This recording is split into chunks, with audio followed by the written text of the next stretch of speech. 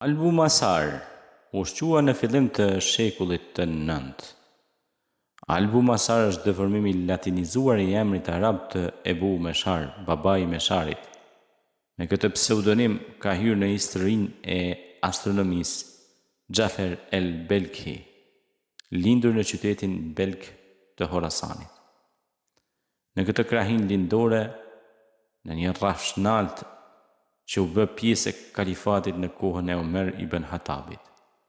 Pas thyrjes së shahut të fundit Sasanid në betejën e Yazdegardit, i pushtuar nga dashuria për shkencën, duke qenë një musliman i devotshëm, ai kreu studimet e tij në medresenë e Belkit në fillim të shekullit të 9. Pasi u dallua në studimin e Kuranit, hadithit dhe thelloi njohuritë e tij në matematikë, gjeometri e gjeografi, ju përkushtua kërkimeve astronomike.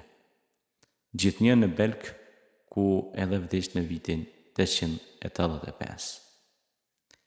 Ishte astronomi më i shquar i kohës së tij dhe shkroi shumë vepra mbi astronominë dhe astrologjinë, që u përdorën në Evropë vetëm në fund të mesjetës. Vepra e tij më e rëndësishme me titullin Hyrje në astronomi u shtyp në Venedik në vitin 1506, plot 5 shekuj më vonë, nën titullin Introductorium in Astronomia.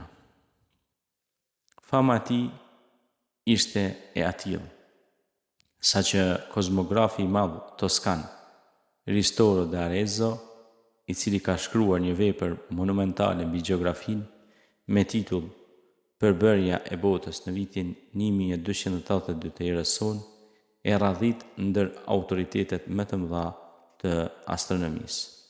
Pra, Albumasar ishte një astronom jashtëzakonisht i shquar, i cili i dha njerëzimit shumë studime për fushën e astronomisë, ku dhe sot shumë astronom bazohen në studimet e mëhershme të këtij studiuesi, shkencëtari dhe i cili do të mbetet në germat e arta të zbulimeve shkencore në fushën e astronomisë.